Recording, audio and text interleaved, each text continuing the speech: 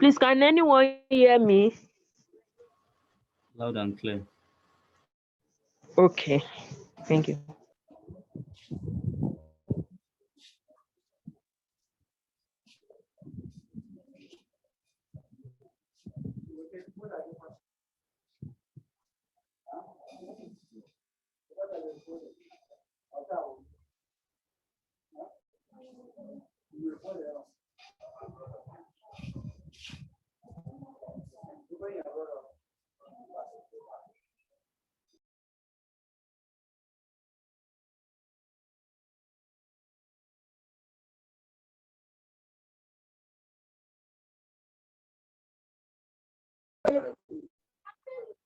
Am I in the right meeting?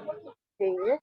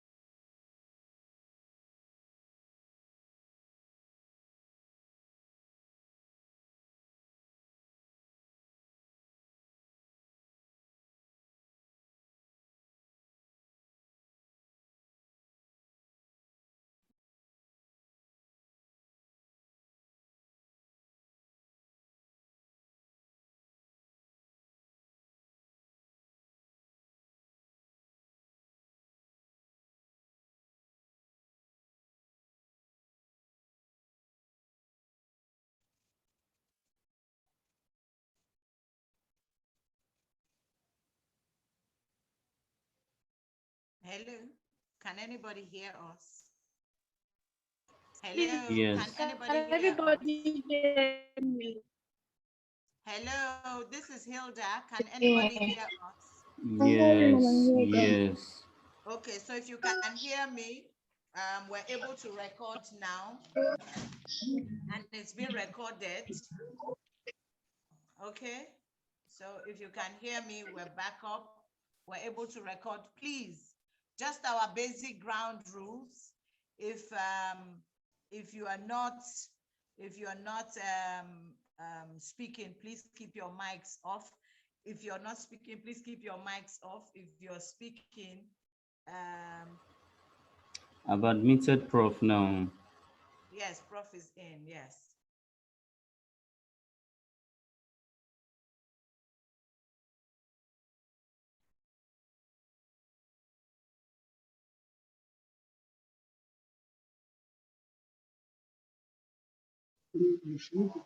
Sorry, I'm on. When you come back. Hello. Can we go on now? Yes, ma'am. Yes, ma'am.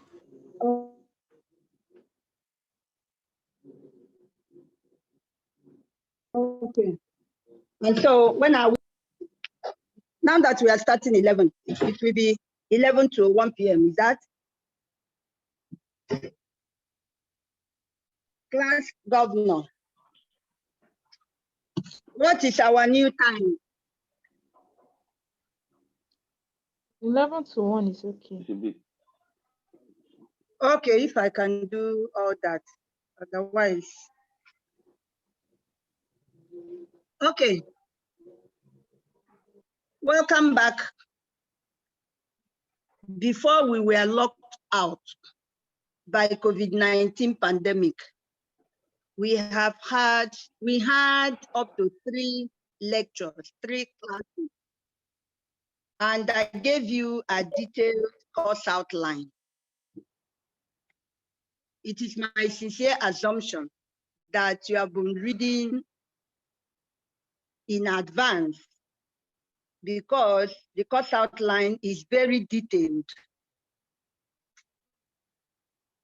Before the lockdown, we had done the introduction and part of sociological theories of dramatic literature.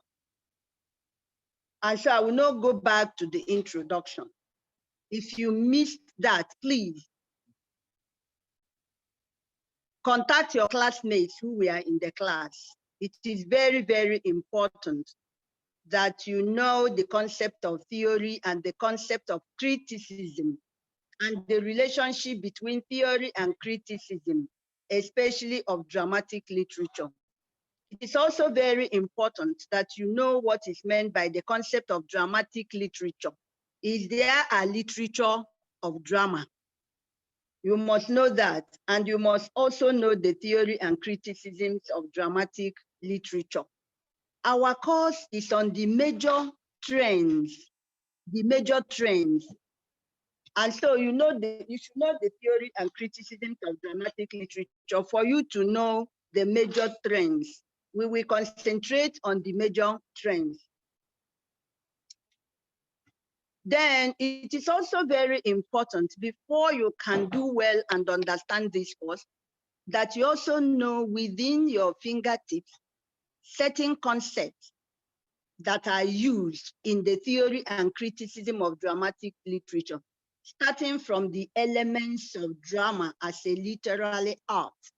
Drama is a two-legged art, a literary art and a performance art. This class is concerned with drama as a literary. And so for you to understand the major trends in the criticism and in the theory of this dramatic literature, you must know the elements of drama as a literary art, starting from subject matter, theme, setting, plot, character, technique, language, form, structure, and many other things. You must also know the meaning of content and form in dramatic literature. It is very, very important. Also, the concept of realism and non-realism in dramatic literature.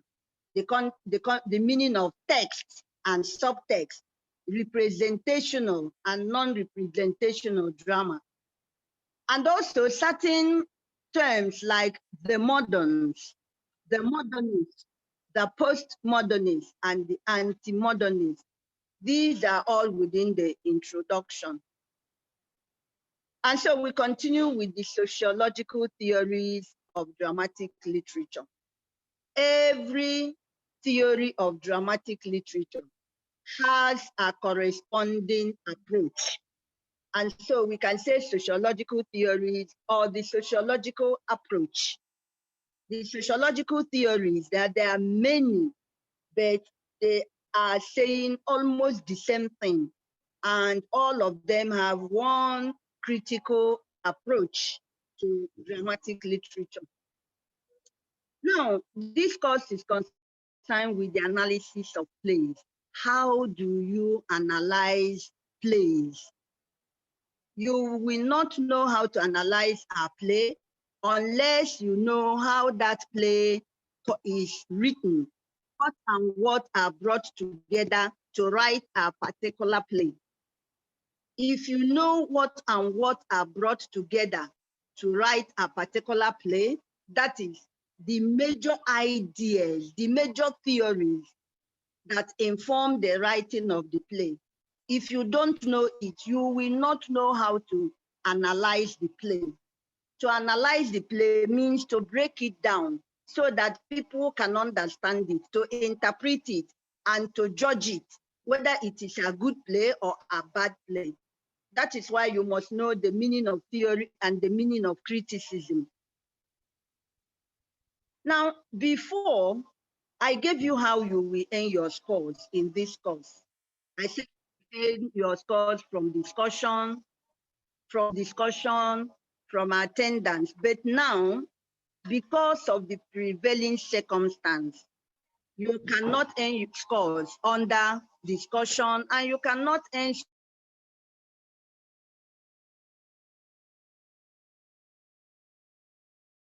scores under attendance. 40, you will write and present and do a Zoom presentation of that top seminar. So it's Zoom seminar.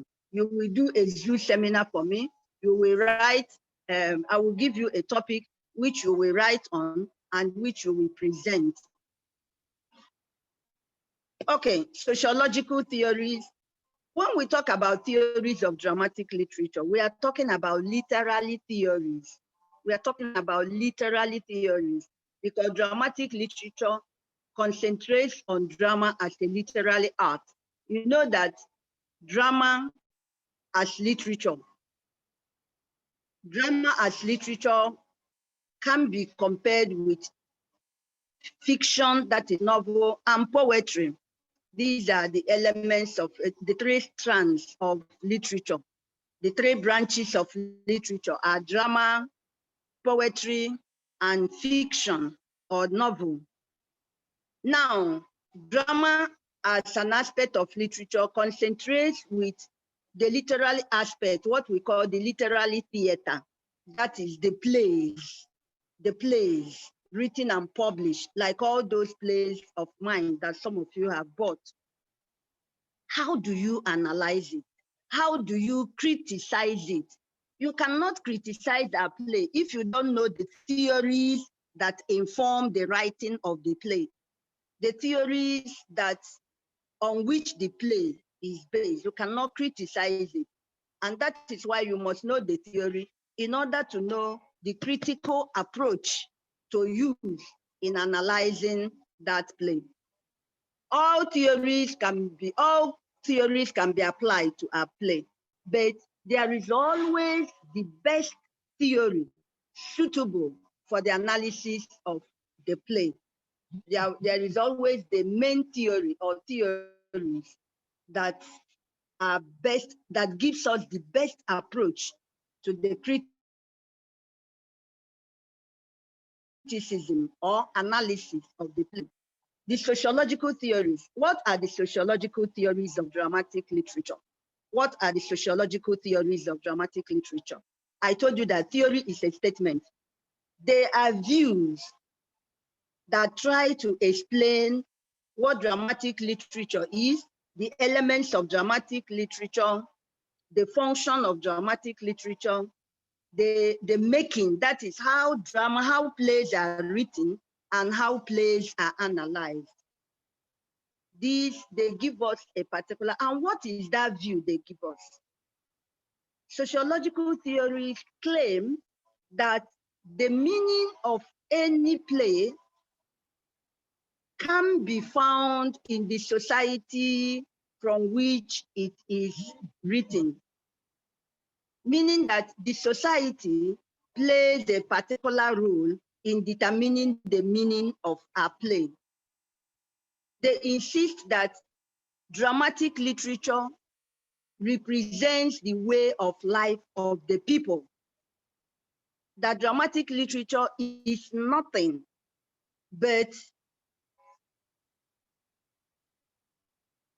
a representation, a reflection of the society. Sociological theory is one of modern literary theories, and it is different from social theories. Don't go and be reading books on sociology or begin to Google it. They will just give you the social theories of society propounded by sociologists and not by theater artists, not by dramatists. Sociological theory is a theory of how art relates to society. How art relates to society. I gave you an assignment to read, I think Abrams' critical theory by, is it Abrams or Lamb? Don't know. I gave it to you as an assignment before the lockdown. And in that, Abrams claims that the work of art can be related either to the society or to the artist or to the art itself. And sociological theories are the group of theories that relates the work of art, that relates drama to the society. And what does that mean? It means that if you want to create a play, that you have to look into the society and take your stories from the society and use it to write the play. And we look at what informs this kind of argument. There are many of them. For example, the statement, drama is a reflection of society, is a sociological theory. Drama reflects the happenings in the society. It's a sociological theory. Drama is a recreation of ordinary people in ordinary circumstances. It's a sociological theory. Drama is a reflection, it's an imitation of actions of men. It's a sociological theory. You know, all those views and assumptions that are widely tested and accepted, that drama is nothing without the society, that drama captures the realities in the society. These statements are grouped as sociological theories. What necessitates it? What necessitates that idea that the work of art must reflect the society that from which it is taken? It is because of the precedence to the period before the 18th century. Drama is so distant from the reality of people's life, from the reality of people's surroundings. We refer to it as esoteric drama. We refer to it as artificial drama. We refer to it as illusionistic drama. If you remember 18th century, it was a period of artificiality. For example, drama deals with stories that are far removed from life as we know it. If you take up plays, it will be telling you about war in heaven, or war between angels and saints, or one dragon in a dungeon, or one hero or one villain trying to kill. Things that are far removed from the day-to-day life of the people. And the venues for all those happening are either caves or groves or thick forest or heaven or hell. You see, all these locations, they are far removed from the reality of people's life. And the language they use, esoteric language, language that that the classical society used in relating to God. They don't reflect the day-to-day language of the people. And so people, at the beginning of 19th century, many people reacted. Many dramatists, many playwrights, many theater artists reacted to this kind of view, where you have to, in the theater, it's illusionistic. You do a lot of paintings in order to bring the incidents closer to the people. They will draw the war in hell, draw it in paintings, so that the audience on stage can have a feel of the reality of the action. And so, Emile Zola, in his critical essay, said that no, drama has to be a reflection of real human beings in real circumstances. That drama has to reflect real people, real stories, real venue. And that is where the concept of realism comes in dramatic literature. That drama should not be dealing with people with two heads, people with tail, when they are fighting in heaven or in groove. That drama should deal with life as we know it, life as everybody knows it. Drama should deal with the external life, things that we see in the society. And Zola's view was widely accepted by the theater artists and dramatists of that period. And that is how sociological theories came about in theater. It was embraced by everybody. And the two major concepts in their proposition is social realism and social transformation. What did I say? Social realism and social Transformation. Social realism and social transformation. Yeah. Social realism is a concept, a core concept of sociological theory that insists that drama and theater should be a realistic portrayal of real people in real circumstances. Should not be telling us about cock and bull, demons flying about the stage and all that. That it should look into the life that the people in the society are living and take from the real life of people.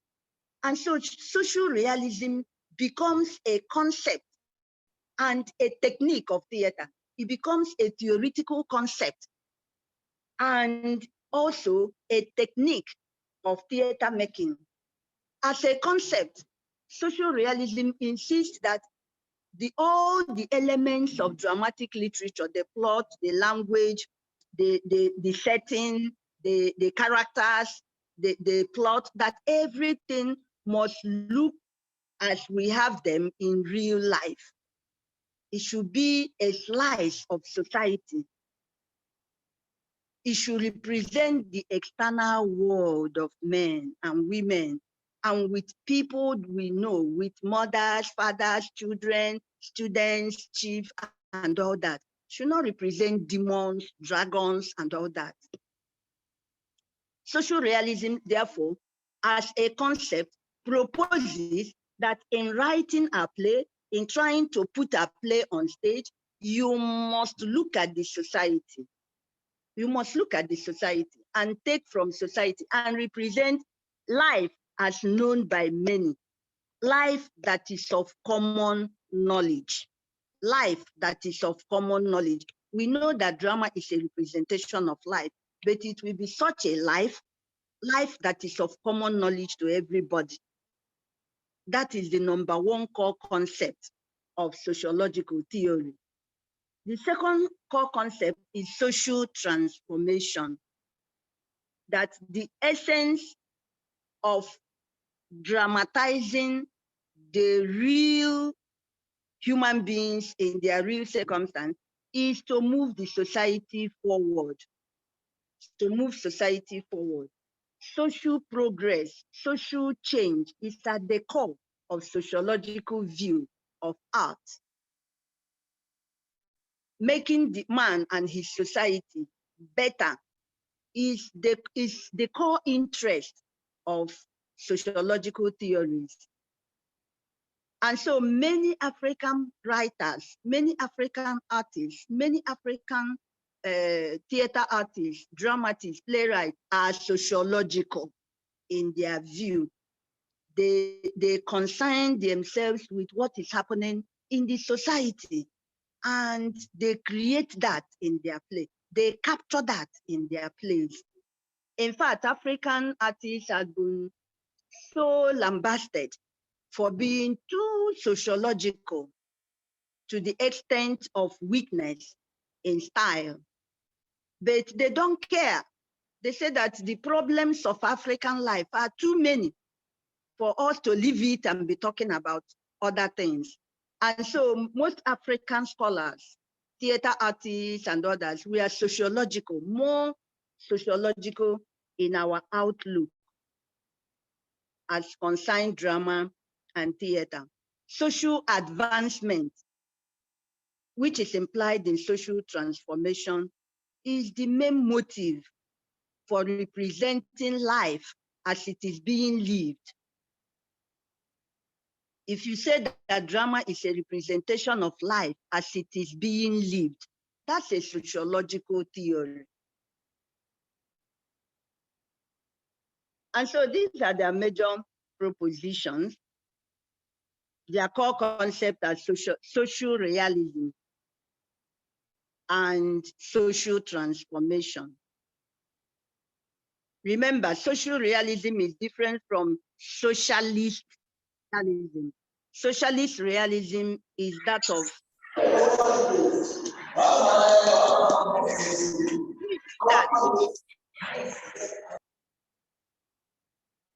socialist realism is a Marxist concept.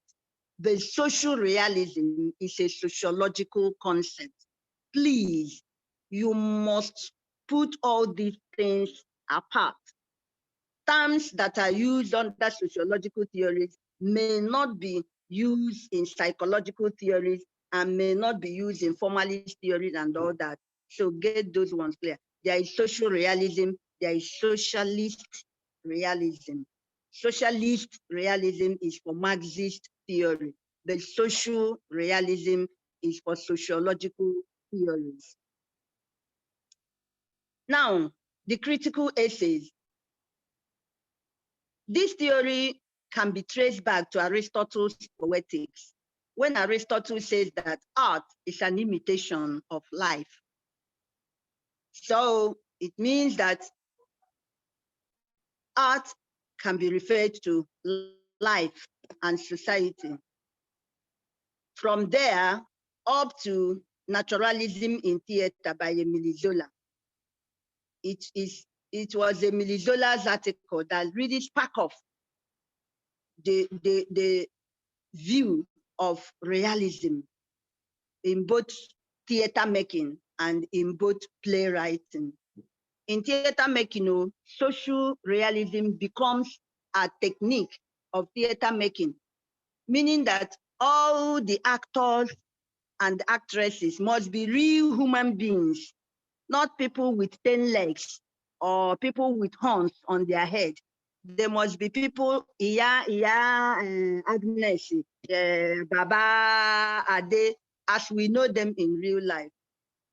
And all the props must be exactly the same as they are in society. If you are bringing a bed on stage, it must be a bed as we have it in people's houses.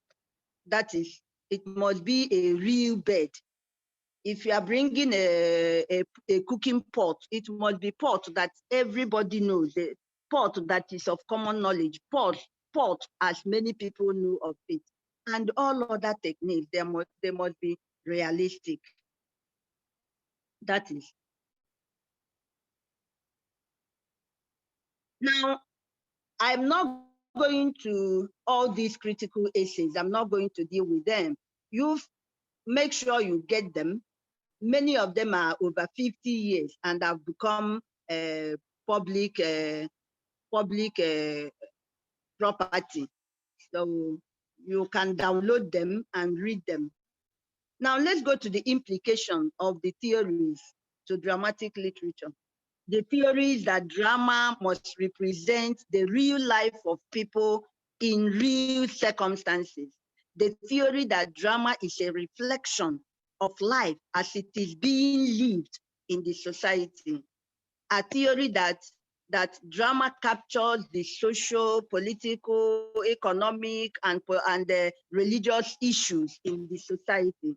The theory that drama is an imitation of life. The theory that drama is a representation of ordinary characters in ordinary circumstances. These are sociological theories of art. What implication does it have in dramatic literature, in writing a play and in analyzing a play? Number one implication is that any play that you pick up has a major theory underlining it. Yes, some very good plays may have 2 or 3 good different approaches, meaning that it's a very deep play, a very profound play. But the fact remains that there must be the best approach to the analysis of a particular play. And that means that that play is written based on a major idea, what we call a major idea, the ruling idea. What is the ruling idea in this play? What is the main theory that informs the writing of this play? Theory is about ideas, it's about opinion, it's about people's view. That is the first implication, that whenever you pick a play, and you are reading it, ask yourself, what theory or theories inform the writing of this play? Every theory will give you the critical criteria to analyze that play. And if the play is based on sociological theory, then you must take a sociological approach to the interpretation of the play, which means you must know those critical criteria that the theory has given for the analysis of plays based on it. That is the first implication. As a Master of Arts student, you must know when you are reading a play, this play is mainly a feminist play. Oh, this play, that one is a Marxist play. That one is a sociological play. This one, that one is a reader response play. You know, that is what we are talking about, criticism. You must know all this so that you have a detailed understanding of the play and you'll be able to interpret it and analyze it for others to understand, and you may be able to judge it wisely. The second implication is that it means that writers, they go first to the society before they write their play. It means that the dramatist is a man of his society. He knows his society well. He knows what is happening in the society, knows the issues in the society, and these are the things that he takes and leaves them to write a play.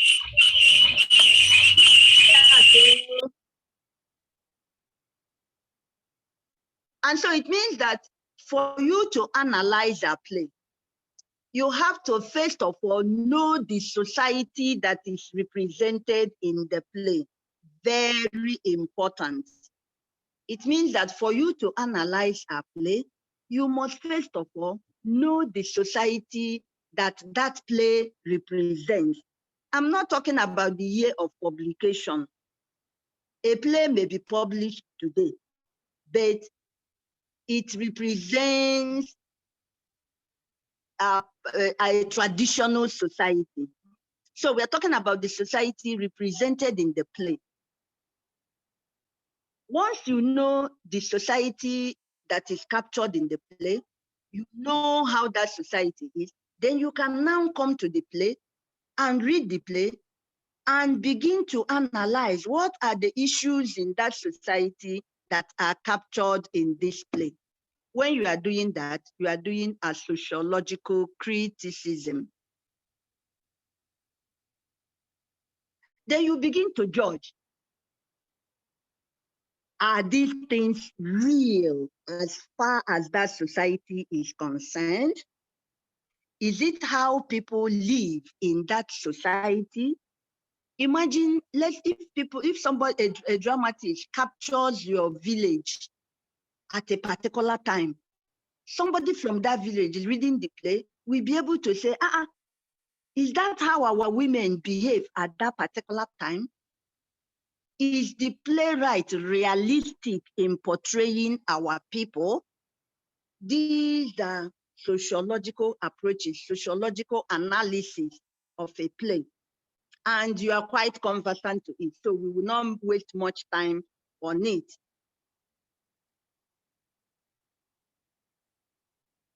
It also involves, remember, all the elements of dramatic literature. How is the language? Where is the setting? Is the setting in a room, or is it in a coven or oven or in the mid-air? The sociological theory stipulates that the setting must be places that people are conversant with: a bedroom, a classroom, a garden, a farm, a forest, a lane, a market square, and all that. These are realistic settings. These are realistic settings. You also ask about the plot. Is it a realistic plot? The subject matter, the story told. Is it a realistic story? Is it about happenings of that society as people know it? These are the implications of the theory to dramatic literature. And the underlying aim should be to make the society better. And so most often sociological criticism criticizes the society. It is not criticizing it just to mock it, but to push us to do things right in order to make our society better. What are the major strengths and weaknesses of sociological theory? The major strength of sociological theory is, dealing with realistic things that the audience can identify with. Most of the stories in sociological plays, they touch your heart. Sometimes people cry when they are reading it.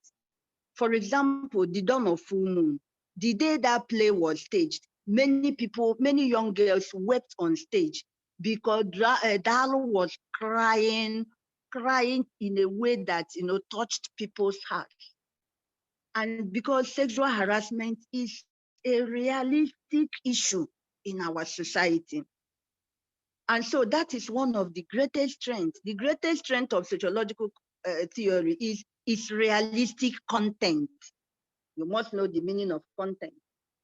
The realistic content, a content that can teach, because their major aim is the message. They want to pass across a message. And so they choose messages that are direct, that are clear, and that can touch people, that can impact people's lives. That is their greatest strength. But their greatest weakness is that many of them concentrate on the content and neglect the form.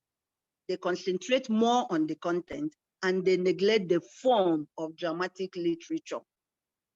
And that is a major weakness. And in fact, that is the main criticism of African dramatic art. African art. In the world, the people criticize our art for being too sociological, to the extent that you cannot even differentiate them from propaganda or pulpit by pastors and all that. Okay, and many writers are against it. Many writers argue that if they want to change, they go to church, and the pastor knows how to do that well. Instead of coming to literature, why should dramatic literature take up teaching people how to behave? And so they neglect the content. And so the style is most often flawed. The style is weak, the style is poor. And the criticism is that many of our art are not play, they are not art, that they are just propaganda, that are propaganda.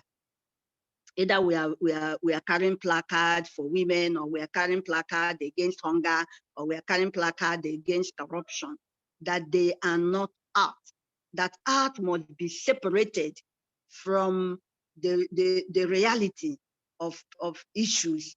There must be a way to make it an art, to make it a drama, and not a manifesto or a religious preaching. So that is the major weakness. Now, the plays given to you, Agamemnon, Henry Ibsen's Ghost. You know, Henry Ibsen is the father of modern drama. George Bernard Shaw's Arms and the Man. George Bernard Shaw is a disciple of Henrik Ibsen. Rima's The Wife, and is the one based Withered Thrust and Daring Destiny, and many others. But these are the ones you must study. Now, listen, when I give this course is on analysis. It's about analysis. And criticism is about judgment. Judgment is about supporting your views with instances from the play. And so if you don't read the plays, if you don't study the plays, you cannot pass the course. All that I have said, all these theoretical aspects, will score you 5 over the total mark. Whereas what 2/3 of the score goes to your applying those your points to the plays. And so you must read the plays. You must read them so that you will make valid judgment. When you say that the play is realistic, you go to the play and you begin to demonstrate with incidences from the play what makes the play realistic. And so you must get the plays, you must read them, and you must be able to use them to illustrate your argument. Now, before we go to psychological theories, do we still have time? Hello? Yes, ma'am. Yes, ma'am. We Yes. still have time? Plenty of time. We still have time. Plenty. We still have time. Okay. Now, before I don't know whether it is right. Okay, no, let's go the way we have it in our course outline. Now, the next point we have is the psychological theories and the psychological approach. Remember, a theory is a statement. I've given you different statements that I call sociological theory. Realism is not a theory.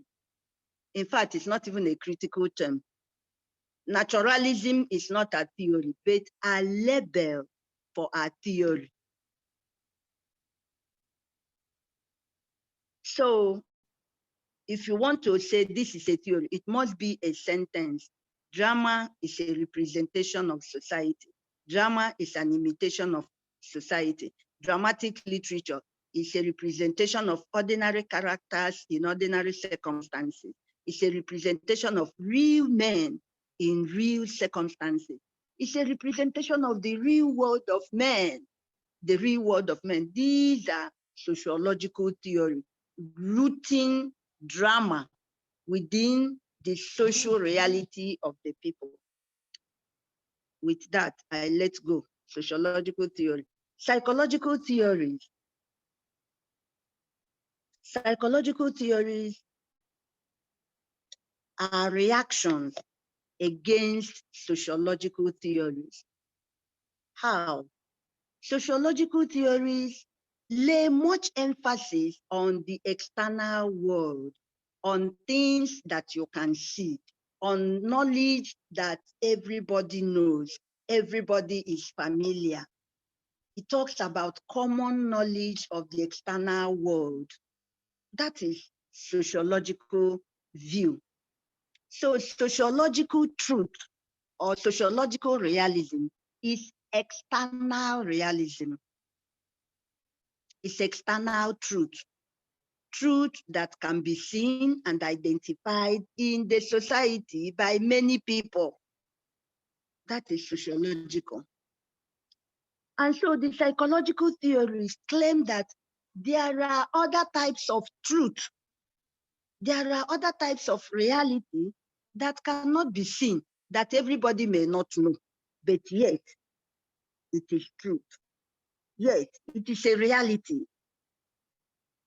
That is their view. And what are those psychological theories of drama.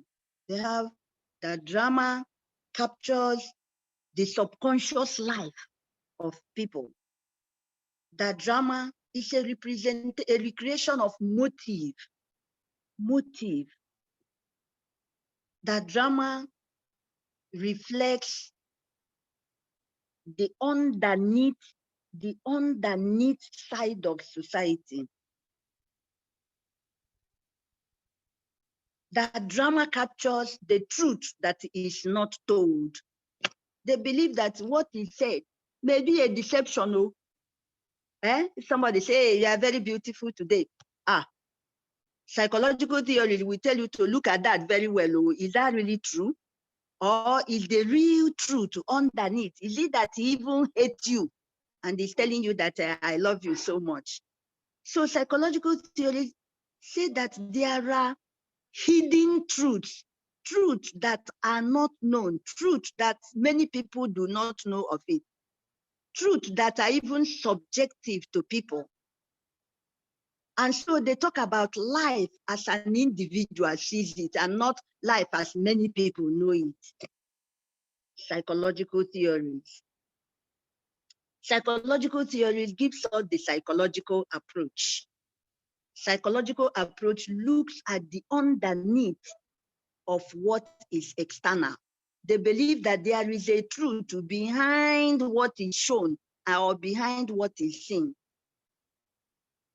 So any statement about what drama is or what theater is that focuses on the truth that is hidden truth, hidden reality, hidden story is very likely to be a psychological theory of dramatic literature. Now, what is the precedence?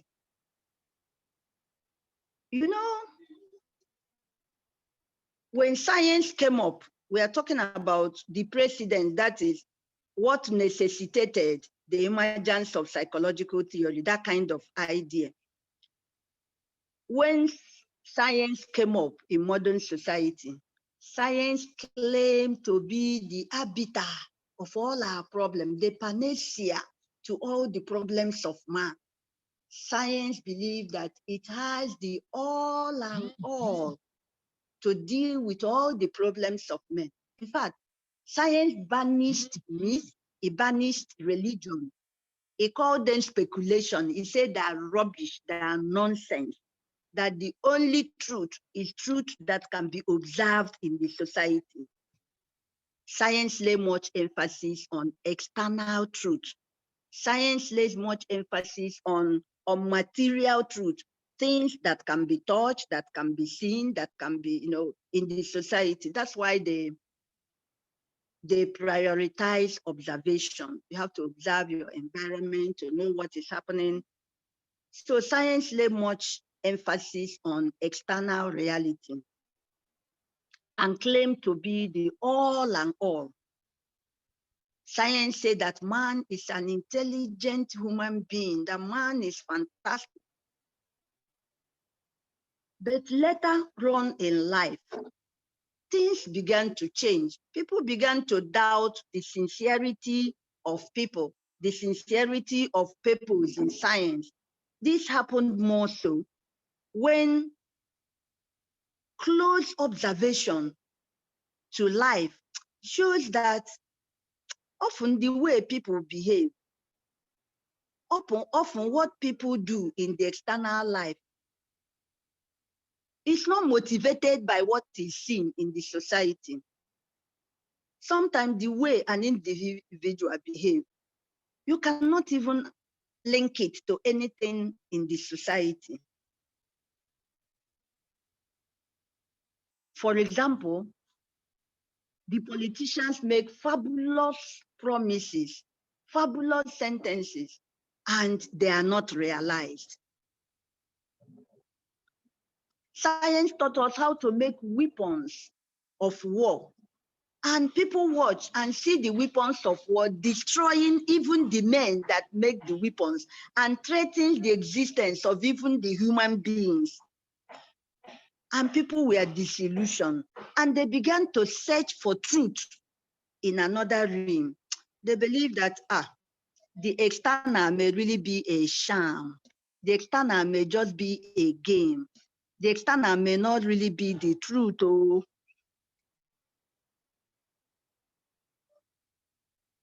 And so there is that desire to look for truth that is not shown.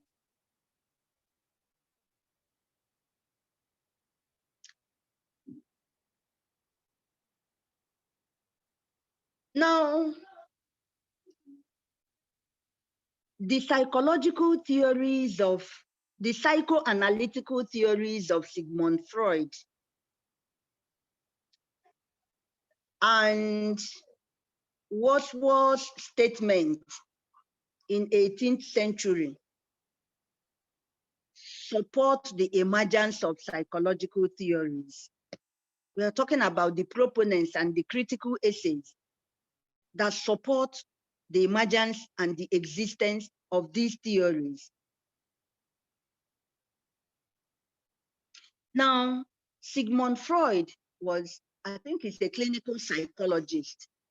And as a clinical psychologist, he works with patients, patients who have problems with their mind, patients whom we can refer to as psychologically deranged people, like people who are mad, okay, something like that. And on close observation, Sigmund Freud noticed that most of their external actions are not determined by what is seen in the society. That life, they are living out life as they know it, and not life as everybody in the society knows it. And so he began to propose the view that the way we behave, our external action, is influenced by our subconscious life, what he calls the unconscious, the unconscious. He defines the unconscious as a reality that lies beneath man and influences man's external action without man knowing it. And the fact that man is not aware of its existence does not stop it from influencing the way man behaves.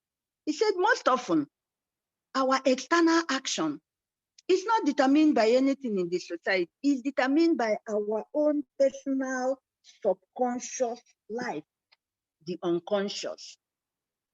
Sigmund Freud divided the unconscious into three: the id, the ego, and the superego.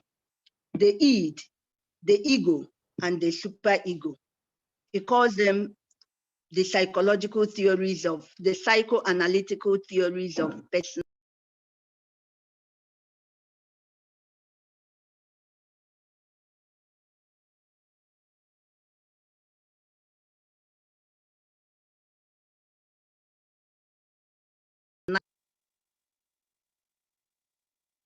Sorry for that interruption. Sigmund Freud divided. Hello, ma, please. Hello, ma. Okay. Hello? I wanted us to, please, can you repeat the Sigmund Freud's theory? I mean, the divisions, ma. Okay. I said that Sigmund Freud was a clinical psychologist, and so he works with patients with deranged mind.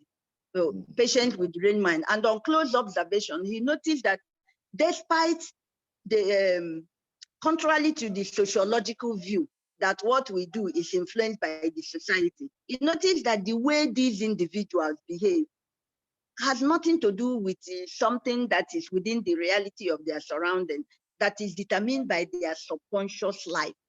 And so he refers it to the unconscious, and he defines the unconscious as a reality that lies within man and influences man's external action without man knowing it.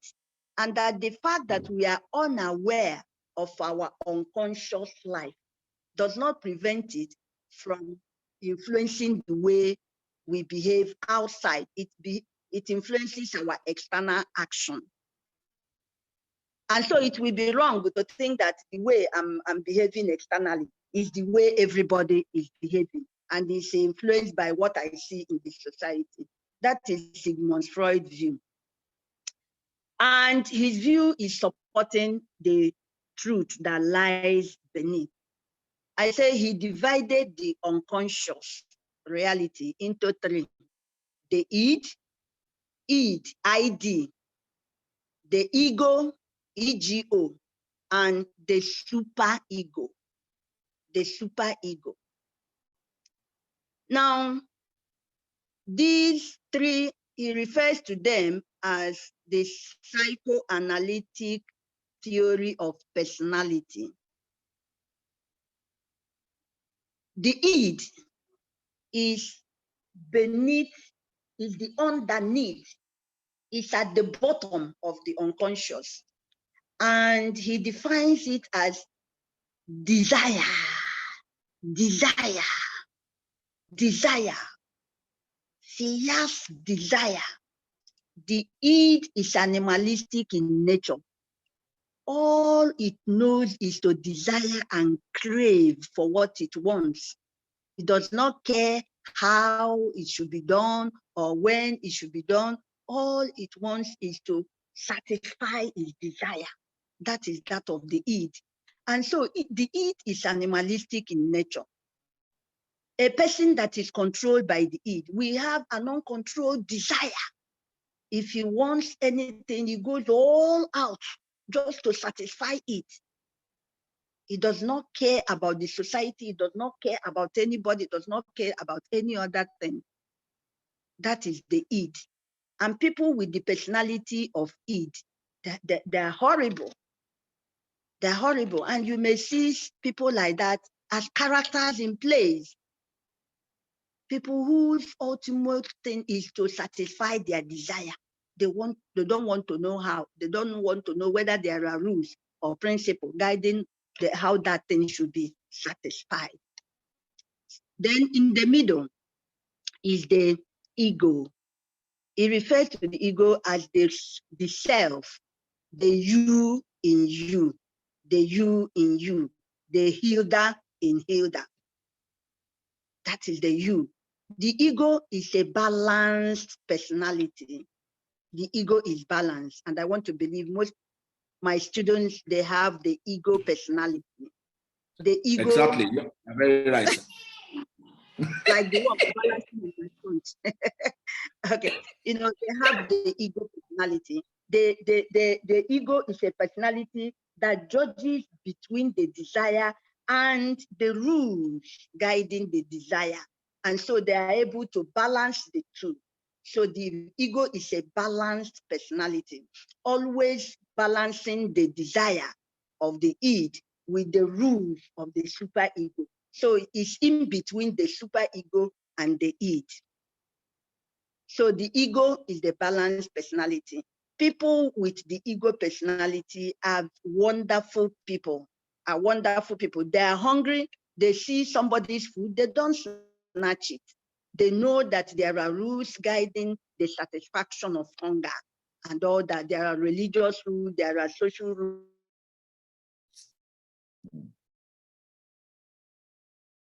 There are political rules, there are civil rules, power to balance between the desire and how the desires are met, and they are balanced people. Then Sigmund Freud called the other one, the utmost one, the one on top, the superego. The superego is a personality that is enshrined within the rules and principles and protocols that are prescribed by parents, by church, by society, by government, by the associations you belong to, a whole lot of them, by the university, by your family, you know, all those don't do, don't do, don't. That is the superego. The superego is good, but it pays a lot of attention to the society, the rules and regulations. And so as a person with a super ego personality will be very constrained, and how do you refer to that person now? The person will be very difficult to deal with. It will be very too careful. It will be, I don't know the right word. Who can give me the right words to describe such people? There are people like that among you. We meet them every day. You know, Well, that too conscientious, too careful, too precautious. They always have very conscious, too conscious. Too conscious, no, too conscious, too conscious. We have them when they are feminists, you are in trouble. Okay, when they are feminists, like the other time we went for conference, Fulbright conference, and one of our colleagues asked a female colleague, "How was your night?" He said, "Don't ask me about my night. My night is my personal experience. That is sexual harassment." Sure. He said her night, that the thing she does at night is her own personal experience. Why should a man ask her, "How was your night?" You have not met people who are super egos. So that is it. These are the qualities of the unconscious. These are the qualities of the unconscious. And Sigmund Freud says that these qualities often determine our external action. In addition to that is the inherited genes, our genetic makeup, what we inherited from our parents, that they also combine to form the properties of the id. Sentence. Welcome. Now, another important aspect is what make up the materials in the id. What is the content of the id? What is the content of the unconscious, not the id now? What and what is the content? What make up these personalities? Well, Sigmund Freud said one is our childhood experiences, that our childhood experiences play a lot of role in determining the nature of our unconscious life. That many people, if one is not loved when he was growing up, that person will have a particular kind of unconscious. It will find it difficult to love others. It will even find it difficult to appreciate love. And so our childhood background, our family background, our upbringing plays a lot of role, important role in forming our unconscious life. Another thing is our inherited genes. Then the most important one that concerns us is, he said, experiences in the society, especially traumatic and unfavorable experiences in the society that people encounter. You know, when you encounter a very bitter traumatic experience, people gather around, you know, try to help you to overcome the experience. They will tell you, forget about it and move on with your life. Don't worry, move on with your life.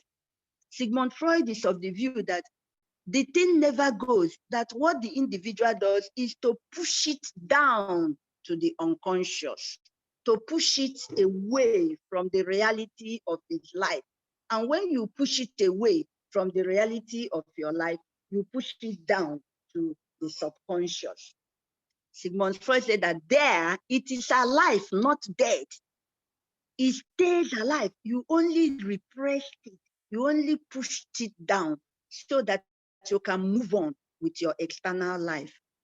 And they say that the way you will know that it's still alive is if anything in external life refers to it or punctures it, it comes out full blown and take charge of how you behave externally. And that is true. We have seen it in home videos, in our home videos, where somebody has what is called a repressed experience. and that is haunting him. And if you dare mention it, like if somebody, while he was being brought up, he has been traumatized with the view that he's a weakling. You are a weakling, you are a weakling. And he tries to overgrow it and move on. If anybody in the society is talking to him and refer to him as a weakling, the way he will behave, it will be clear to you that it's not just that ordinary statement. And so the experiences we have in life, traumatic experiences, we push them down in our subconscious and they live there. And if anything in the external world strikes it, it comes out, it displays itself and take charge of our external action. For example, if somebody is just walking around the class and steps on the feet of another person, and the person whose feet was stepped on now goes haywire, you people have come again. You want to kill me? I'm staying my own in my corner. Why are you stepping on my leg now? That is how you people are looking for trouble. That is how you people are killing me. Can't I live in this your society? You are sure that the utterances are not based on just the fact that they step on his or her feet, but other past experiences that he had in life. That stepping on her feet now opens up they call it old memories. He opened up old wounds. He opened up old hurts. And that is why psychologists want us to always be expressive. We must be expressive. We must try to express ourselves. If we bottle everything down, it makes us unhealthy. It makes us psychotic. We become psychotic individuals. Psychotic individuals behave in a way that is out of touch with reality. People around will be saying, you don't do now. Is it not because he just stepped on you? Is it because of the little thing he said? It's because the person is already deranged with the millions and thousands of ugly experiences he has been having in life. Many of you are like that. Psychotic individuals, people who have bottled up a lot of ugly experiences in life that it has shifted their psychology. And the best way is for us to try and express those ugly circumstances. Psychologists say that the more we express them, the more we let them out, the more we share the burden with other people, and the healthier we become.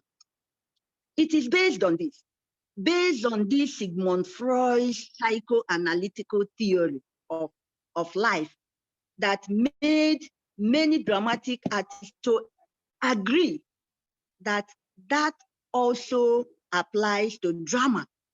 That often there are some plays you will read, it will be clear to you that some of the characters are not real human beings. Although they may be in real circumstances, but they're not real human beings. Like our people will say, they will say that one, it's not a human being. No. It means that something has gone wrong. And so the psychological theories are applicable more to the analysis of characters. Psychological theories of drama are applied more to the analysis of characters and their motive for action and their reason for action.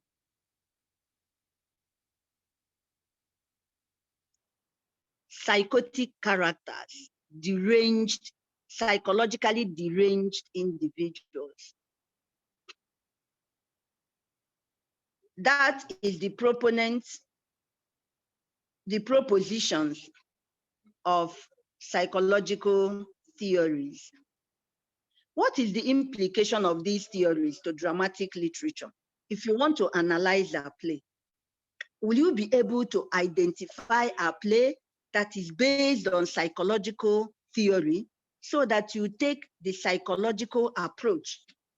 For us to know the implication, to state the implication is to state like what and what you will do. It will be that you are doing a psychological analysis of a play. One, most often, the story told are bizarre. You know what is bizarre? They are strange stories. The subject matter is often strange. A man killing, a son killing the father and drinking the blood. God, it's like a psychological story of dramatic literature. A friend killing his friend, pieces the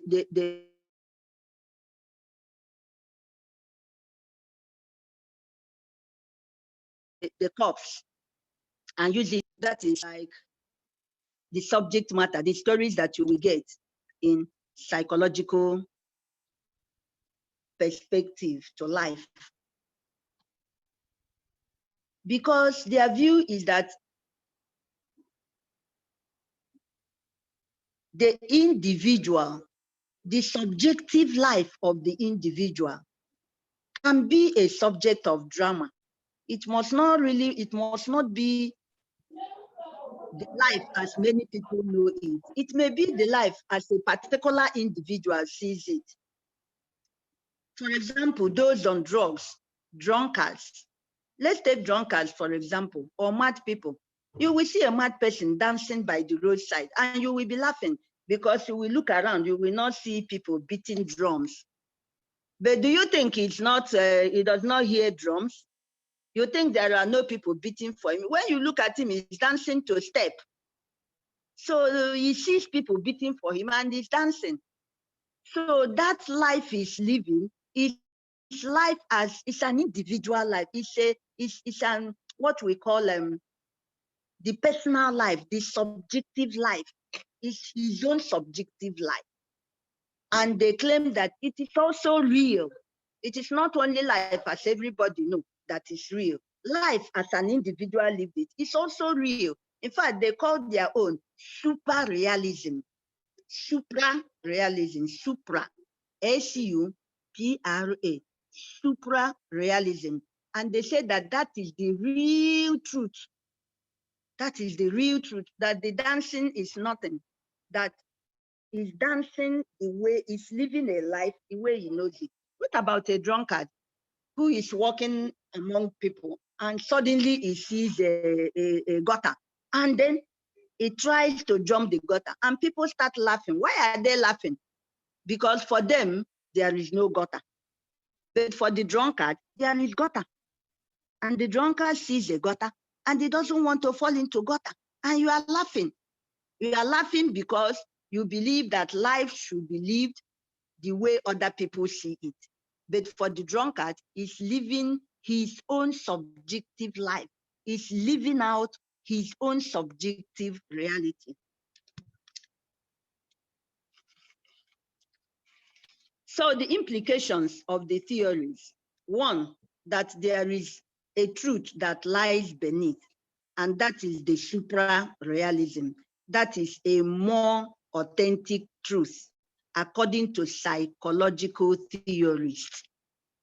Psychological artists believe that there is always a truth that is hidden, and that truth is most correct. And so, to do an analysis, psychological approach always look for the hidden truth, the motive, the intention for action. Instead of looking just at the action, they will look at the intention behind the action. Two, the characters.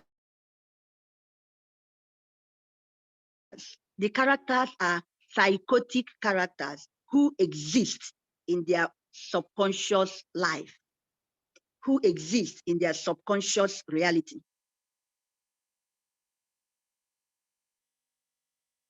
if a play is written based on psychological theories, most of the characters will be psychologically deranged people, either people who are burdened with a lot of problems that they now behave in a way that is strange individuals, people you cannot tie what they're doing to the life around them. A good example is Iyaburuki in which play? In which play do you have Iyaburuki? Hello? Gidi Hello? Festival. Gidi, yeah. Iyaburuki in Gidi Festival. Do you behave like her? Will you see a corpse in front of your shop and you will be selling food and the people will be eating and dancing? Iyaburuki is a deranged character. Yank is a deranged character. There are many deranged individuals. They behave from their subconscious reality. And so, and that is the third implication, analysis of characters as psychotic individuals who live out their subjective reality. They live out life as they see it and not as every other people see it, every other person see it. Another implication of the theory to dramatic literature is in language. Somebody who is deranged, who is psychotic, may not speak a realistic language. How are you? Where you are going? I'm fine. How are you? They speak in highly emotic language. Most often their utterances are, what do you call it? Exclamations, and may not follow the real structure of the language. May not follow the real structure of the language. Just like a group of addicts, drug addicts, the way they speak, they don't, when they converse, especially when they are high, they may not converse in realistic language because they are letting out their subconscious reality. So the language, it has implication for the language, it has implication for the subject matter, it has implication for the plot. The plot may not be linear, very logical. The plot may be disjointed. It has implication for everything in the play. You may have implication, you have implication with everything in the play. And the major concept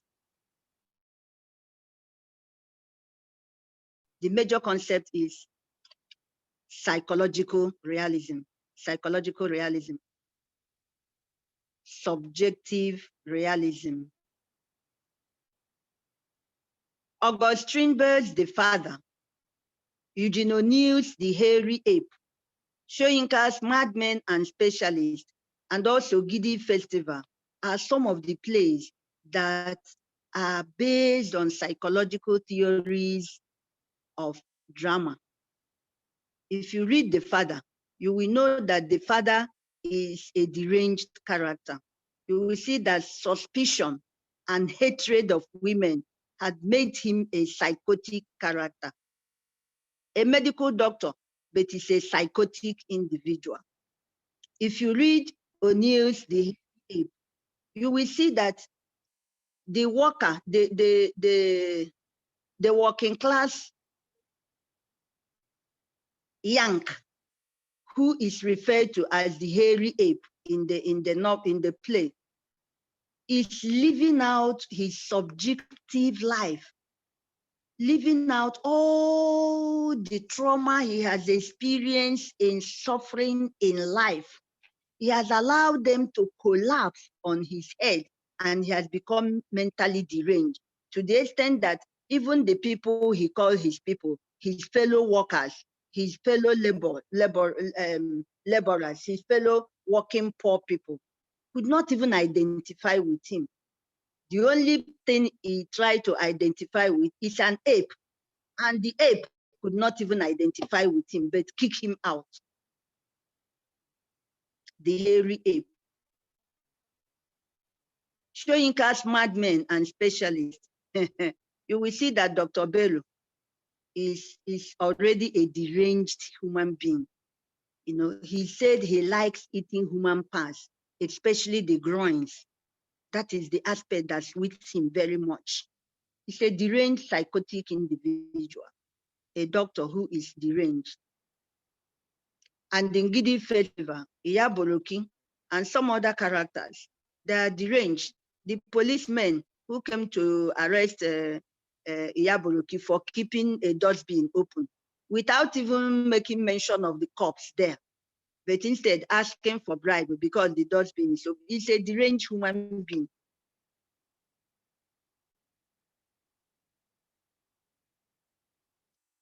And so it's for you to read these plays and try to analyze them as psychological drama, as psychological plays. Now, let me pause and entertain questions. I will entertain 2 or 3 questions. If you have a question, you can write it.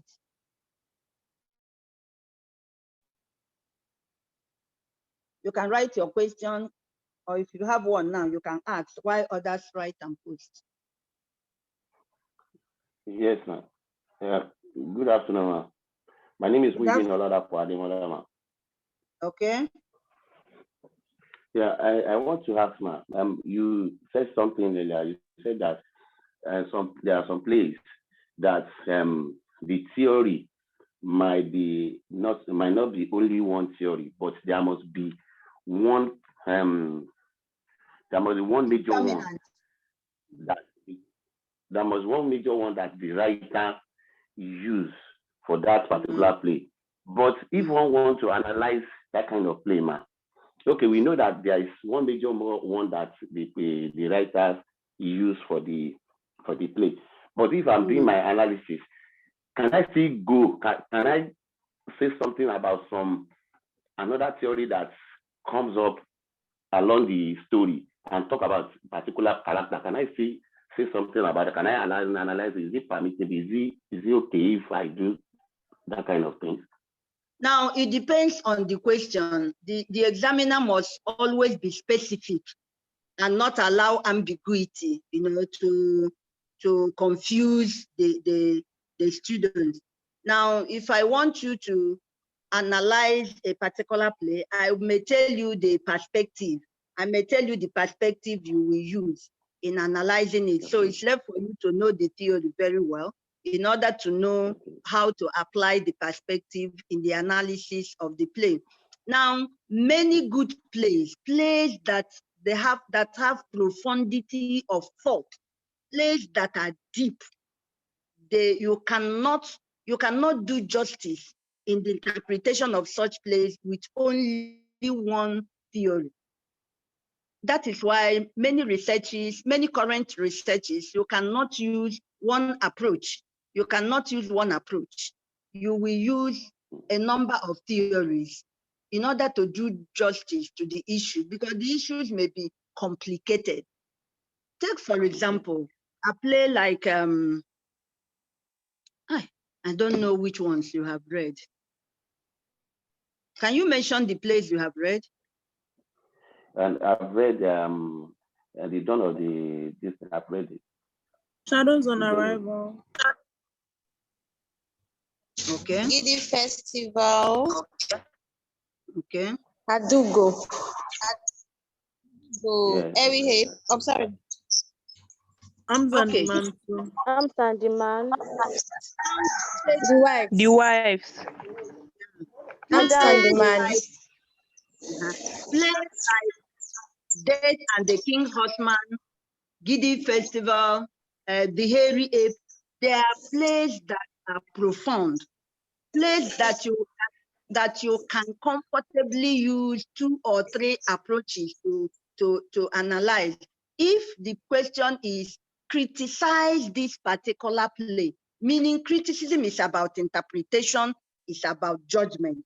So if the question is too broad, like criticize this play, and they say criticize Gidi Festival as a dramatic literature, criticize Death and the King's Horseman as a dramatic literature, criticize the hairy ape as a dramatic literature, then that means you will take like 2 days to do that kind of to answer that kind of question, because such plays that are very profound.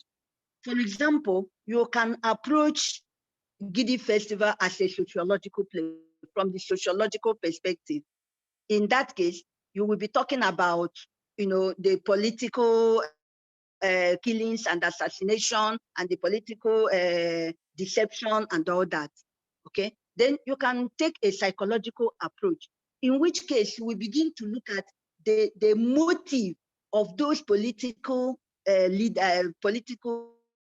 aspirants in the play, the motive for even in their meeting, those who want to import, who want to take the contract for this and that, the motive of some hidden motives. Then, even as a psychological criticism, you can take another psychological criticism of Gidi Festival when you begin to look at the psychotic characters, and there are many. Those thieves, they are not just ordinary thieves, so their head has spoiled. They rob the cops to the extent of trying to remove the singlet and the pants. They are psychotic individuals. Yeah, Boroki is there. It's a psychotic individual. So you can take out, and also you can even apply id, ego, and super ego in the analysis of the characters in Gidi Festival.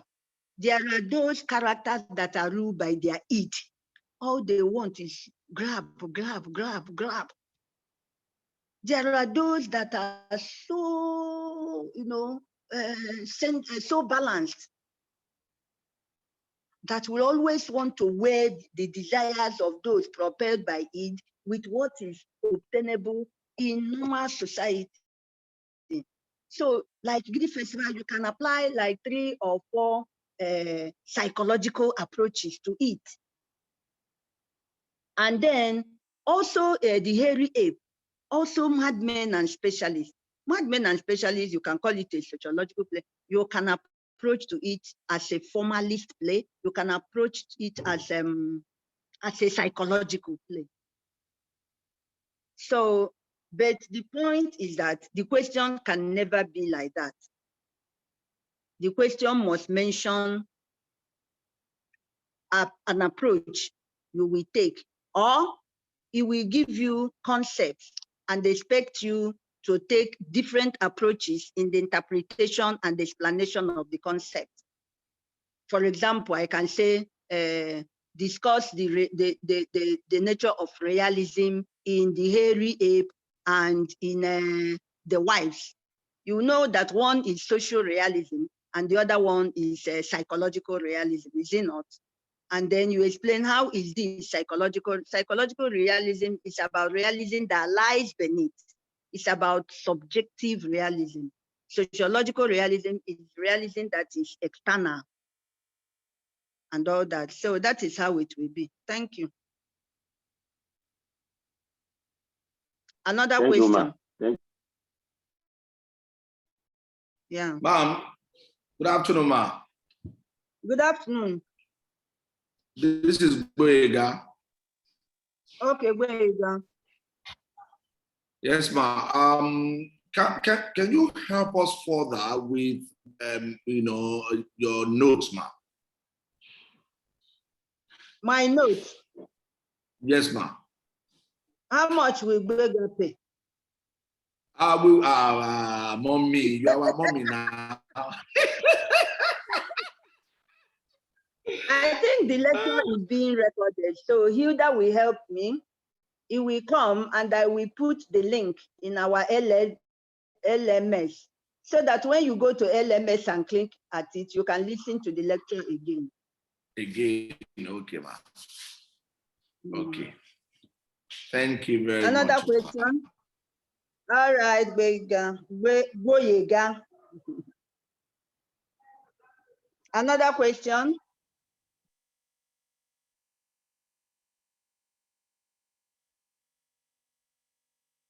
No more question. Can I ask you? Are you there? Yes, ma. Can I ask you? Yes, ma. Ask us. Ask us, ma. Test our brain. I should ask you. Yes, ma. Okay. You know, one thing is that you have not read the plays, and make sure you read foreign plays, because I will say using one foreign play and one and one African play stated for the study, do this and that.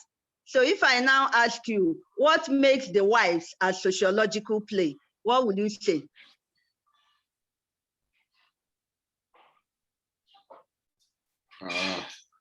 If I ask you to analyze The Wives as a sociological play,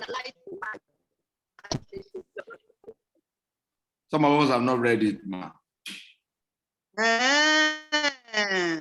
Okay, you ask me, I'm ready. And when I ask you, you are not ready. Okay. Okay, I've read Answer the Man. I need an answer now to my question. Sure, you asked me, I answered.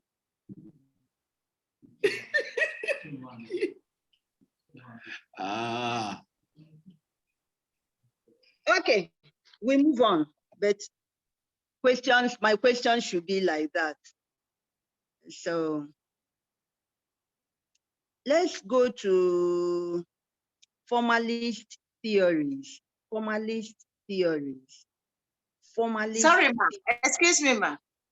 Yeah. Sorry, I do not mean to take us back, ma, but can we have a list of plays to focus on? Because we have read some and we haven't read some. So we need to know, because of the time now, we need to know what specific plays to focus on.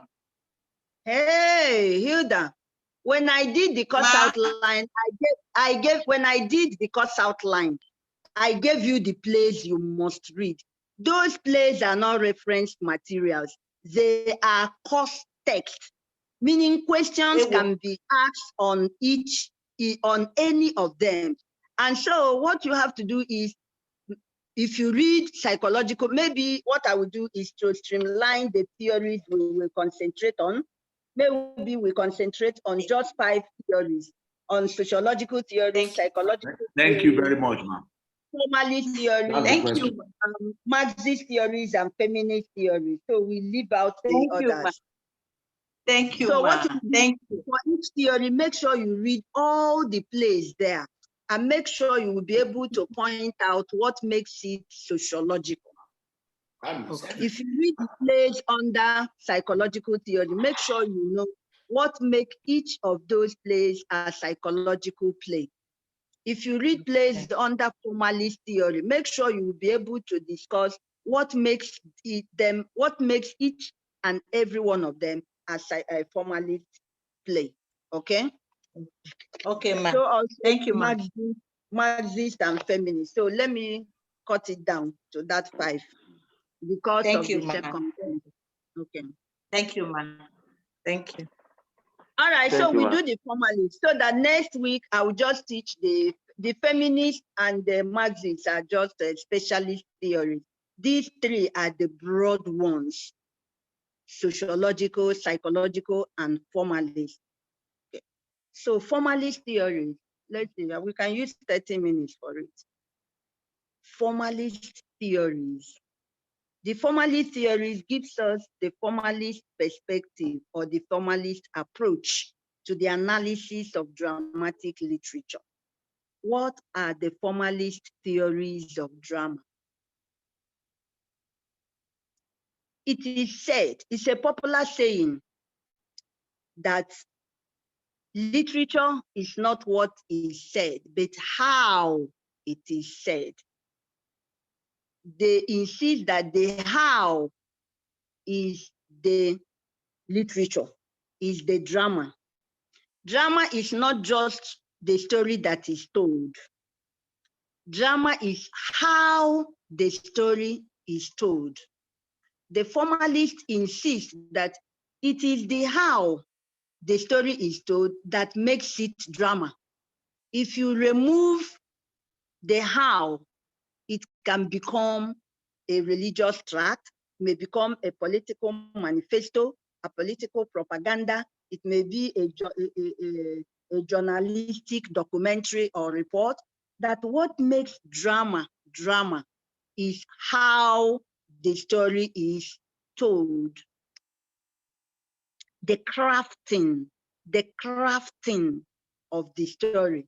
That is what makes it drama. And so the formalist theories are particular, very particular about the style of writing a play. For them, drama is nothing but the style of the playwright. And so their emphasis is on the form of the work, not on the content. The form of the work and the structure of the play. The structure is the overall shape that emerge from the patterning of the incident. That is their main concern. That is their major concern. The proponents of formalist theories, they don't read plays to get the message. They say if they need message, they know where to get the message. If they want political message, they go to political rallies. If they want a message on how to be a good human being, they can go to church. But if they want to read drama, they read drama because they want to derive pleasure, beauty from it. And so their focus is on the crafting, the technique, and the style. Their emphasis is on the form and the overall structure of the play. Examples of formalist theories. That drama is the crafting of incidents. That drama is a representation of a well-wrought on. Drama is a well-wrought on. That is a well-plotted plot. That technique is the key to discovering the meaning of drama.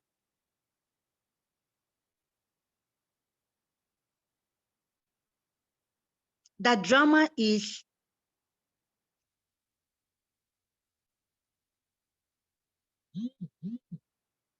the pleasure derived from plotting life in art. That drama is the aesthetics of art. That drama is aesthetics. Drama is beauty. Drama is pleasure of life. Drama is pleasure. Drama is style. Drama is technique. Drama is crafting of incidents.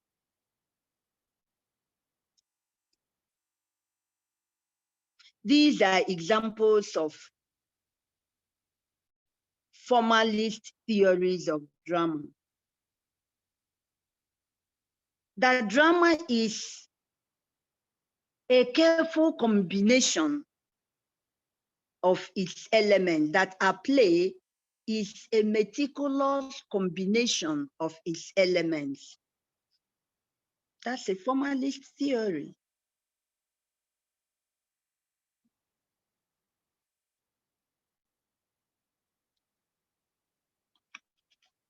The historical and artistic precedents to that.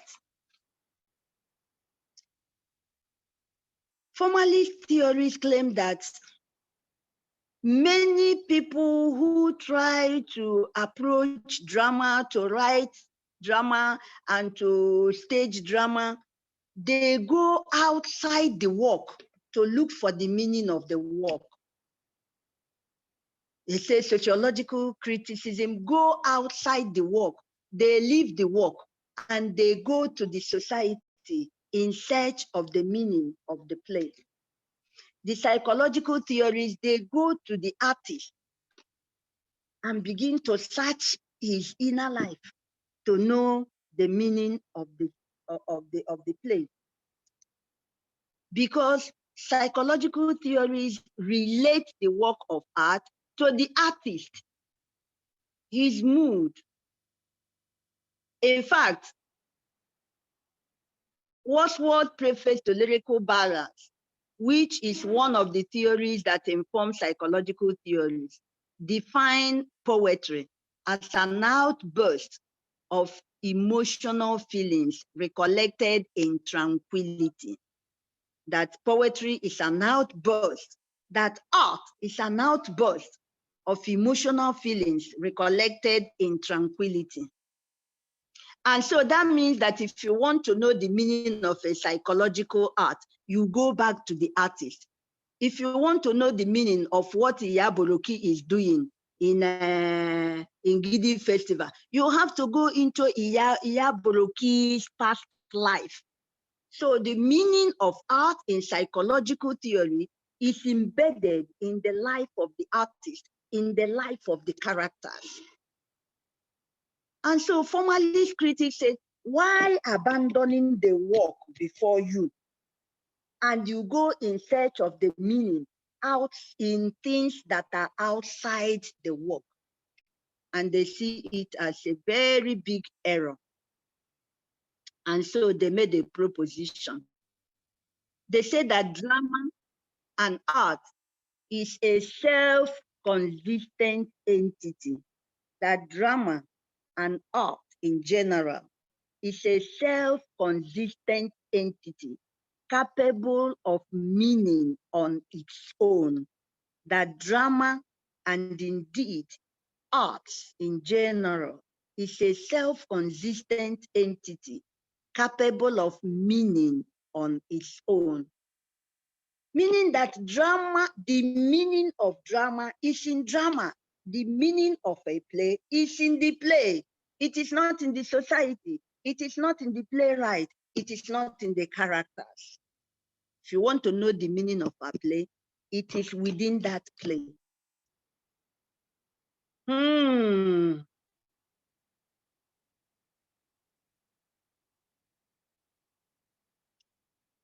That you don't need external interpretation. The meaning of a play does not need external interpretation. You don't need to know the society that is represented in it. You don't need to know the playwright and his mind, or the characters and their mind. All you need is the work of art, the play before you. When you read the play closely, you interpret the play as it is. Because for them, the work of art is to give pleasure, is to give pleasure, is to give you aesthetic pleasure. And so they emphasize aestheticism in art as a style.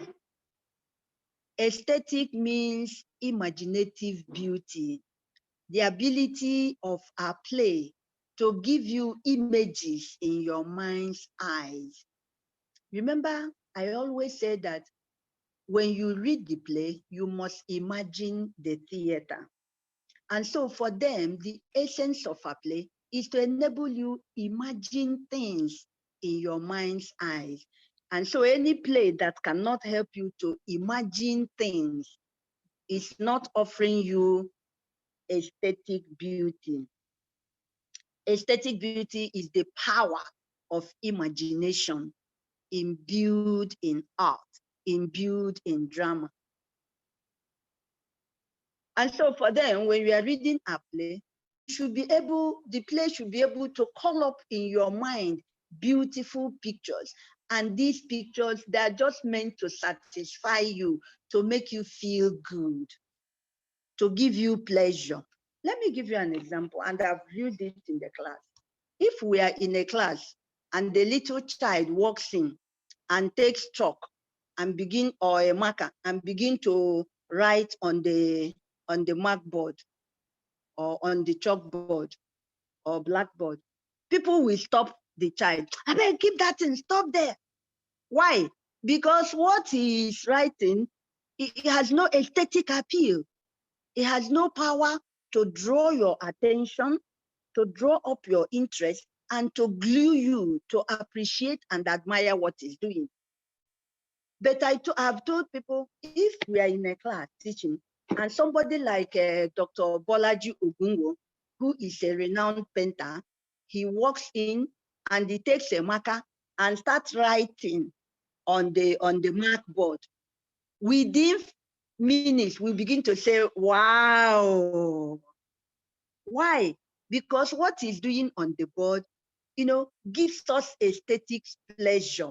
It has the power to draw our attention and the power for us to enjoy what he is doing. That is aesthetics. That is the beauty, what we call artistic beauty, the power of art to arrest our attention and to glue us to it and give us pleasure. We derive satisfaction. And so for them, that is the work. That is what the work of art. The work of art is not there to teach you anything. If you want to be taught how to be a good woman, listen to your parents. That is according to the formalist, not from me. If you want to know how to message and how to cast your vote, don't go to drama, don't come to theater. Go to manifesto, go to your political leaders and all that. That is for the formalist. That is what they believe. But if you want to have an aesthetic appreciation, if you want to enjoy your mind, if you want to enjoy the beauty in art, then come to drama, come to theater.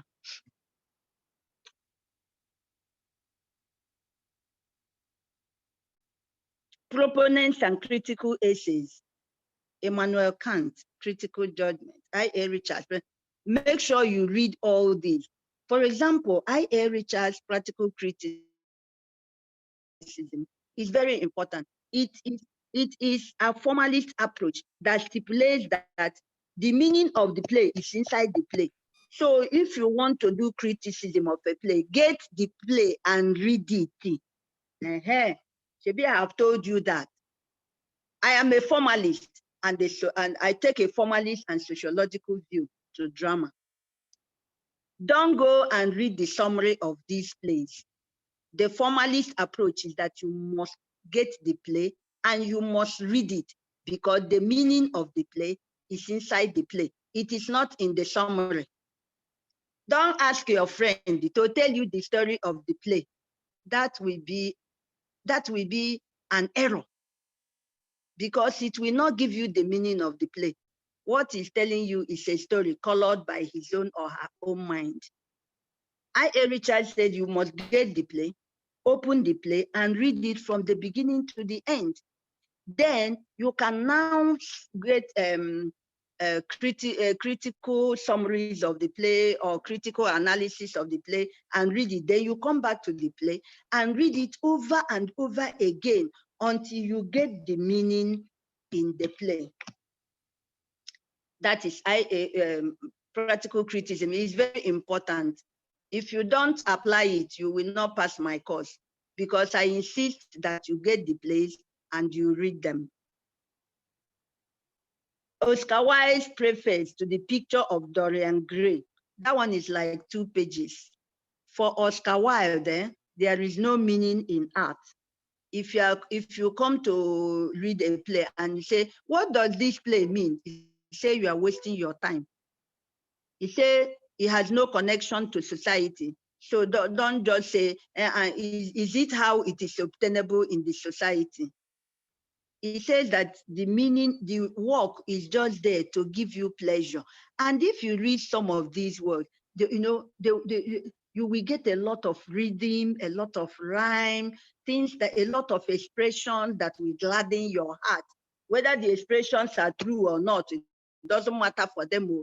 Like if you read Oscar Wilde's The Importance of Being Earnest, whether the person is earnest or not, it doesn't concern him. All he knows that he gives you beautiful statements that gladdens your heart and makes you feel good. Then Brooks, The Well Wrought On, is about crafting, that to write a play, what the play is to bring all the elements. The story is not really what matters. Bring all the incidents and craft them, do them in a way. When you give people beads, like bead makers, you want to know who is really a good maker. It's not the quantity of bead you give that matters, but the way the bead maker, patterns weaves the bead. You say, wow, this is wonderful. But the other person will just weave it in a way that you can throw it to the dustbin. The crafting. You can give people different incidents and tell them, okay, make out a story from it.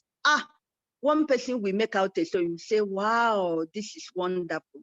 It is about the crafting of the incidents and not just the incidents. And Max Cora's technique at discovery. For Max Cora, a formalist, his own is that the technique used by the playwright is what matters. Once you get the playwright technique, you will get the meaning of the work. He said that technique is the discovery of the meaning of a play. And so if you know a writer's style in a particular play, then you will be able to know the meaning. What are the implications of formalist theories of dramatic literature? The implication is one, make sure you read the play. Get the play and read it. Don't be so concerned about what society is represented in the play. How realistic are the things that this person is saying? Because what they're saying may not really be realistic as you think, because that is not their concern. So don't begin to say, what message does this play teach? They may not be out to teach you any message or to teach you anything. They may just be out to, tickle your fancy, to make you, to satisfy your imagination. So the first thing is to get the play. Forget about the society. You may not even know the playwright. Don't say, oh, it's by Osita. No wonder that woman is always praying. Osita can pray. You are relating the play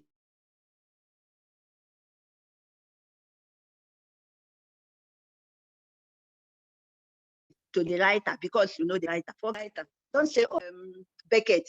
Beckett is a queer human being. I know how he's playing with it. Forget about the writer. Read the play and try to get the meaning that is in the play. That is the first implication, getting the play and reading it. And that you must do. Another implication is pay attention to style. Pay attention to style. The style of a playwright is the totality of his techniques. I hope you know the meaning of techniques in dramatic literature. It's one of the elements of dramatic literature.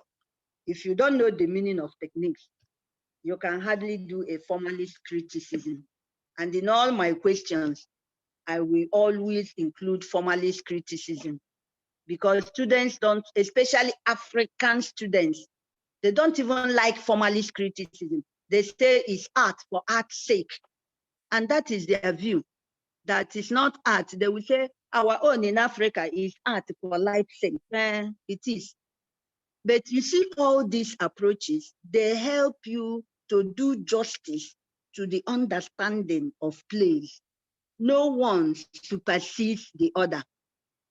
All of them are even interwoven. And so don't say, I don't like art for art's sake. You have to like it because it opens another area of meaning in the understanding of drama.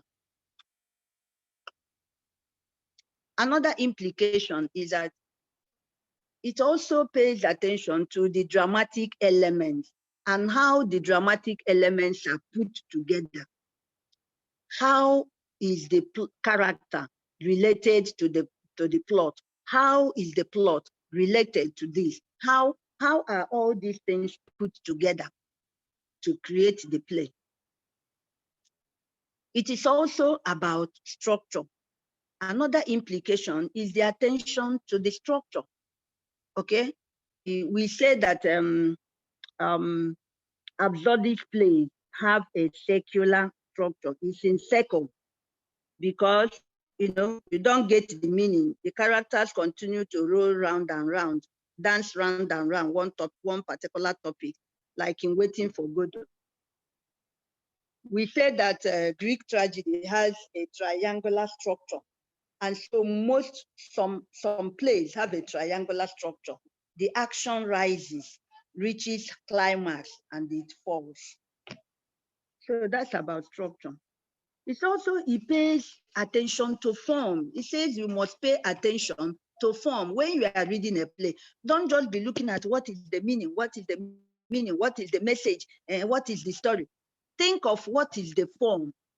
The form of a play is the arrangement of the incidents. It's not the plot. The form is the arrangement of the incidents. The plot is the sequence of the incidents. This happened, then after that, this, after, no. But the form is the arrangement of the incidents. How, for example, some plays are divided into Act 1, Scene 1. That was the old form. Act 1, Scene 1, Act 2, Scene 2, Act 3. But now, some people do movement 1, movement 2, movement 3. Some plays that are written with the formalist consciousness in mind may be patterned, dawn, dusk, dawn, like Giddy Festival. Giddy Festival can be beautifully, analyzed from the formalist perspective. And also even Withered Trust. I think Withered Trust also, okay? Withered Trust started from the back, from the end, goes through the middle, and then come to the beginning. So it's about how are the incidents arranged? Are they arranged in chapters? Are they arranged in acts and scenes? Are they arranged in movements, movement 1, movement 2, incident 1? Some of them have no, they have no tags. The arrangement has no tags. And so the action is fast sequenced action. I don't think the Dawn of Full Moon, for example, whether you have even act or scene or movement, I don't think it has anything. The action flows. The action flows. The action flows. That is the analysis of form. He said you should pay attention to that. You should pay attention to the formal elements and how they are arranged. So these are the implications of formalist theories. So if you want to do a formalist analysis of a play, you get the play, look at the play. Who is the protagonist? Who is the antagonist? What are the elements that are put together? Because in writing some plays, certain elements are even not there. And so for that playwright, they are not important. Some formalist plays have no content at all. They have no subject matter. They have no story. Like some of the plays that I give you here. There is no content. You may not even see a storyline. And that's why most of their plays, students find it difficult because they read and read and read and there is no straightforward story and they don't like it. They say this play is difficult, or I find it difficult to understand. Maybe it's a formalist play. Maybe you are looking for a story and there is no story there. The writer the dramatist is not telling you story. He's just painting pictures in your mind's eyes. The strengths and weaknesses of the formalist theory. One of its greatest strengths is emphasis on the play. They draw people's attention to the work itself. Before, criticism was very mechanistic. You tell somebody to interpret this play for you. He will not read the play. He has not even opened it. He will tell you who is the writer. He said the writer is a woman. I'm sure he's talking about all those problems of women and all that. Can you imagine? Very mechanistic criticism. I feel that the writer maybe, the writer is Shoyinka. Shoyinka, he likes his culture very well. I'm sure he's writing about Shongo and about, he has not even opened the play. Very mechanistic. I feel that very biased criticism. And he will never take an incident from the play to buttress his point. It's all about assumption. But with formalist criticism, you are forced to read the play. In fact, for the even if sociological criticism, it's a formalist criticism enters all of them. Because for you to even analyze a play as a socialist, you will start from formalist approach by getting the play and reading it and know the characters there. Not that when you are writing, you say, when that thing fall and that fat woman run to pick it up. Well, that's not criticism. That's not criticism. That's because you have not read the play. If you have read the play, you will know the names of the characters, you will know the names of incidents and all that. That is one of the greatest strengths, pointing out the centrality of the work of art in our criticism. That is very important. What about its weakness? Its weakness is the rejection that art has no function. That art has no function. Can you imagine? Even Oscar Wilde said that that art is meaningless. Can you imagine? Art is not meaningless, so drama is not meaningless. Drama has function, and it is for us to know the functions that a particular play, most of them is to correct, most of them is for social transformation, most of them is to heal. Drama is like every other art, it's meant for instruction and delight, but they just take the element of delight and throw away the element of instruction. And that is a weak point. That's a weak point. The rejection of the functionality of drama. That drama is capable of doing something, of changing things. The play, Samuel Beckett's Endgame. By the time you read Endgame, you will not see any story. If you read the interlude, you will not see any story. The interlude captures that point in life that the soul is being disengaged from the body. I don't know the story you want. It's not about the story of how this person killed that person. It's painting a picture. Then Oshof is also holding talks. It's talk on end. If you are reading meaning into it, that won't concern you. Ayakoroma's Dance on His Grave. Yeah, Dance on His Grave. I see it as a formalist play because it is the technique of the playwright that determines the meaning of the play. If you miss it and give it a sociological interpretation, you will miss the real meaning of the play. But if you take a formalist approach to Dance on His Grave, you will see that most of the things that are done are not really what they are. And Gidi Festival. Gidi Festival is very conscious about the form, especially the arrangement of the incidents. I think it's position dawn, dusk, dawn. And what happens in the dawn has meaning and influence what happens in dusk and all that. Okay. Final question. Then we end the class. We have just 2 minutes. I can entertain anybody who is confused, who have a burning question. Hello? Are you still Hello. there? Ma, just Yes, want to ma. Yes, remind ma. you about Yeah, man. the assignment you talked about. Yeah. Okay, speak up, speak up, Yeah, the assignment speak up. you mentioned. You said you were going to give us. The assignment will be next week. The 2 assignments, don't ever forget. I will give you a topic you will write, and then you will present it.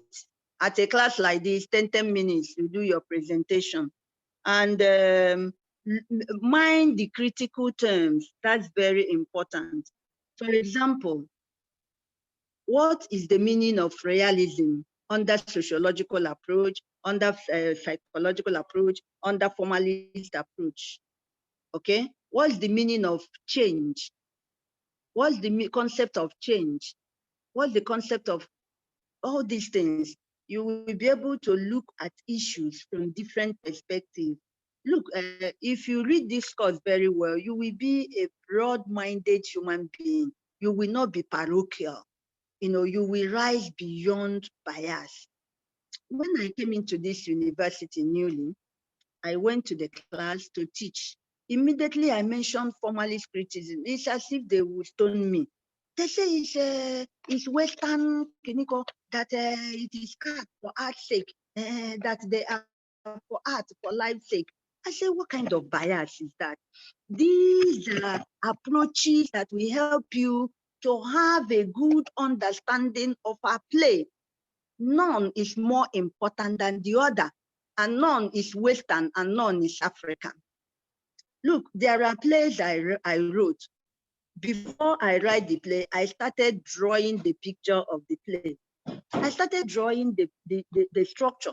For example, it's a withered trust. Before I wrote withered trust, for 2 weeks, I was drawing the structure of that play. I was drawing the structure. And after drawing the structure, I now get stories to fit in. So I started from the point of view of structure. Okay, so, but when I was writing like The Dawn of Full Moon, which is incident based, which is a beautiful storyline, many of you will like it because it's straightforward. I started with the story. And so don't be parochial. You will be able to look at a play from different perspectives, and also to take issues that pertain to your life.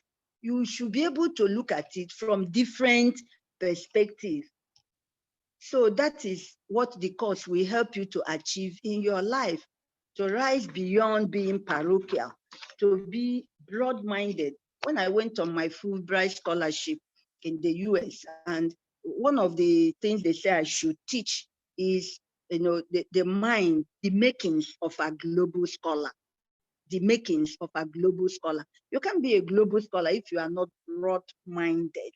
And you can't be broad-minded if you don't read about other things and see how they contribute to world knowledge. And so I wish you well. Next time, we will do Marxist and feminist. And then I will give you an assignment and kind of briefly explain the assignment so that you will do well. But hello, are you there? Are you there? Yes, ma. Yes, Yes, We're ma. here, ma. You must study. You must study. Take the next door. You must study. So, but for now, take your music, keep it by the side. Take your social engagement, put them by the side, and face your study. The Vice Chancellor said that the library is open for you. Go to the library and read your books. Thank you. If you have no question, we go. Thank you very much for your time. The next class is on Monday by 11 a.m.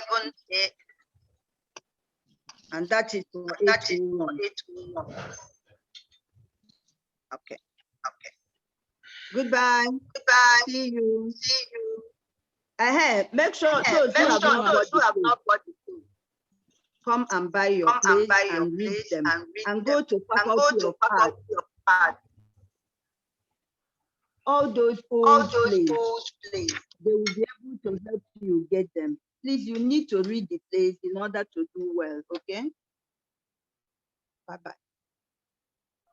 Bye, ma. Thank Thank you, you very ma'am. much. Thank you, ma'am. Thank you Thank very you much. very much. Thank you, ma.